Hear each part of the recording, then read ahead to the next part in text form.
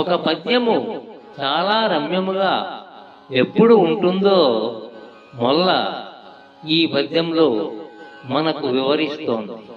కందువ మాటలు సామెతలు అందముగా కూర్చి చెప్ప, కందువ మాటలు సామెతలు అందముగా కూర్చి చెప్ప, అది తెనుగునకు పొందై రుచియై వీణుల విందై మరి కానుపించు విబుధుల మదికిన్,